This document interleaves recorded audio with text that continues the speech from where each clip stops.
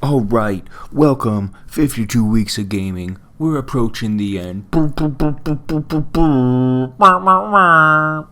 Let's send it over. Okay, so this week is Pokemon Shield, which just came out for the Nintendo Switch. And having played all Pokemon games before, I know a bit about them, and there is a ton of controversy involving this game. So just be warned, I'm going to try to be as brutally honest as I can when I get through the game as possible, so stay tuned to see exactly my thoughts of playing this game.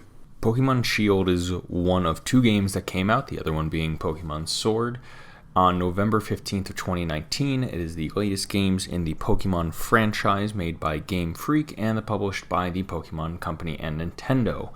The games take place in the Galar region, which is based off of the UK, as well as adding new mechanics such as Dynamaxing and Gigantamaxing into the game. The game itself has been under harsh criticism, respectfully so to some extent, by people for the fact that the developers went and talked about how they are cutting Pokemon from appearing in the game, which means no national dex as it is known, instead to go and improve on things like animations and other graphics that have been put into the game. There have been data mines that have happened to go and show that the resources in the game have actually been the 3D models from older versions, disputing against what was said by the developers. I know Nick has a lot of thoughts on what's called the Dexit, as well as thoughts on the game as a whole, and I'm going to let him go a bit more into detail about all of that because I know he has a lot to say. So, take it away. Okay, so Pokemon Shield was this week, and I knew going into it that it was going to be a bit of a tough one to go and review just based on the thoughts of what's been happening before the game came out with Dexit, and all the leaks that go and happen and the graphics and everything that's kind of been talked about before the game came out. And so going into it, you kind of go in with the predisposition of like, this game's gonna be shit. And I'm going to try to go and stay neutral about the game. Sure, there are great things about the game. I think that they do a great job with this idea of some of the Pokemon, but you're only left with 80 as the new ones. There's only really the 2 box legendaries and the third one after that, and then the pseudos. The region itself, while parts of it are super cool and the cities are kind of unique, it's very linear in its path, and you have 2 regions which are just called 1 and 2, which people brought up online and said, like, hey, why are these mines called mine 1 and 2? And someone went and said, well, actually, that's how they are in the real world. They just go off of naming conventions like that. But it's a very linear path on here's where you go here, here's where you go here, and everything kind of loops back into itself to form this very straight line of what you need to go and do. And even on top of that, outside of the cities, or even some of the cities, but like the big thing that was always brought up beforehand was the wild area and how the trees in the wild area look like they're from the Nintendo 64 era. And I will go and agree with that. That's something that when you go and play the beginning of the game, you go and see some of it and you're like, wow, this looks super cool. The draw distance is really nice because you can see the next city in the back.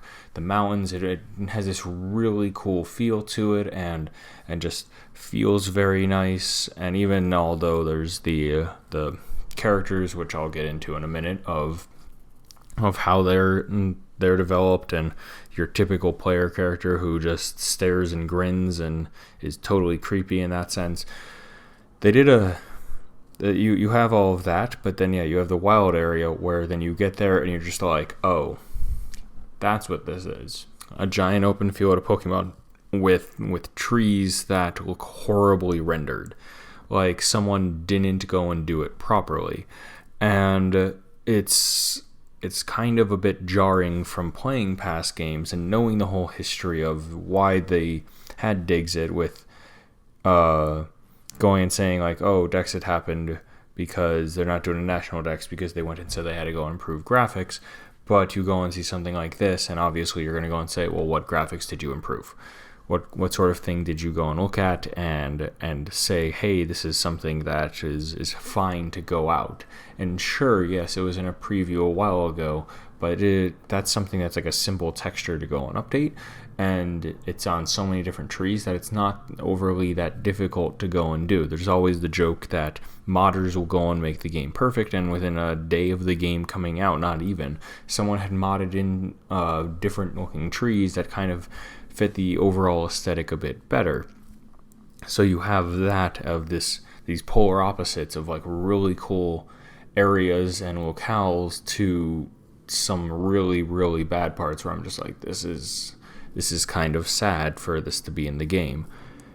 As I said, you have like 80 Pokemon, which some are super cool and kind of fit in the region and kind of make sense, and they do more of these region-specific, the Galar region evolutions. So you have existing Pokemon who evolve into new things or different things just based in this region, which is different from the Alolan forms, because that was just existing Pokemon with a different form for there. So like Yamask evolves into Runeris. I'm probably mispronouncing her. It's like a Runefergus. Mr. Rhyme becomes Mr. Rhyme. Zigzagoon evolves into Lanoon. He evolves into Abstagoon in this one. And so you have these different evolutions that happen specifically in the region, and they're only for these forms. Farfetch'd becomes Surfetch'd. Again, that's just another one. But you're having these really cool, unique evolutions, but at the same time, then you're only including 80 Pokemon overall, which is super tiny compared to previous generations. You're not having that many legendaries. The some of them just don't make sense, and the ones that you do include in the game from past generations, they don't fully fit in terms of overall what you think would be in a region that's based off of Britain. So it's a toss-up there as well as for what it is.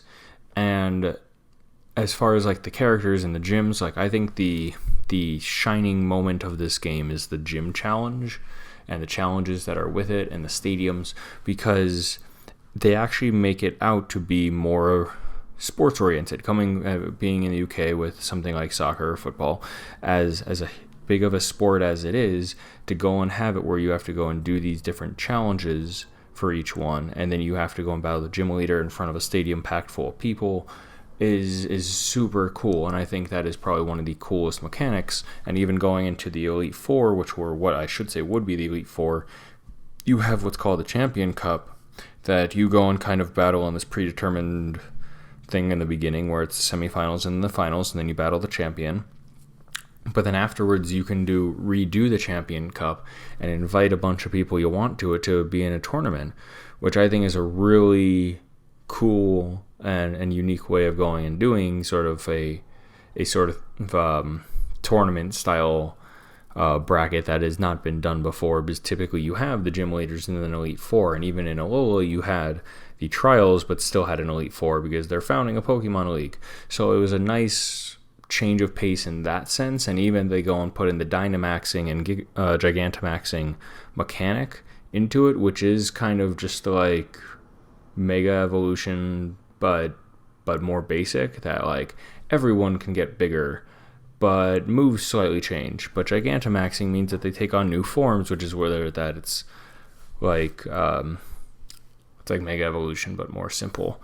And then you have the characters tied to it that I think yes, Hop is the simple annoying character, which is like, as someone put online, the Galarian version of How from Sun and Moon, of like waiting for you at every turn and probably watches you when you sleep. That's just how kind of in your face Hop is with everything. And then you have his older brother, who is the undefeated champion Leon, who by the way is undefeated, and if you didn't hear, he's undefeated.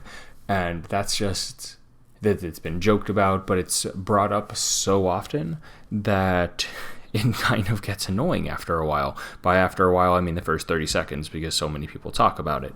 And then you have the bad guys, who are Team Yell, which are basically football hooligans just cheering on and not really being a bad team like the villain, more just there is crazed supporters, which I thought they fit in really well.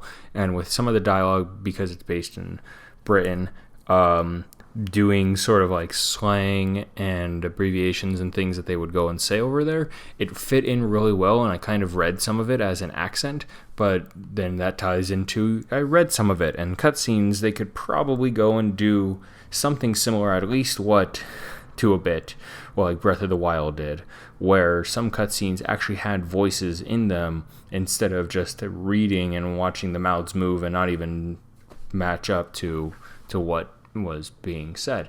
So I think overall, because I feel like this has been me rambling, that things that are added like max raids and the built-in EXP share and the ability to pretty much go and level up all of your Pokemon before even the first gym, before you even get to the gym challenge initially, by just sitting in the wild area for a super long period of time, which is kind of the big focus of this game. That, yeah, there are still routes that you can go and catch Pokemon on, but the wild areas where there's just Pokemon everywhere and all these battles and things like that, that you can get to a point where everything else is a joke in terms of the battles. And yes, that is something that you can go and make a bit of a challenge for yourself, and you kind of have to make the challenges, but I can see both sides of it. You're having to go and deal with a game and a franchise that typically when it first came out was developed for children, developed for 10, 11, 12-year-olds, and that's where they were going to start. And now the people who started playing when they were 10, 11, 12 are in their 30s, or even people that are older, and now they're constantly having new generations go and start to play it and try to get involved.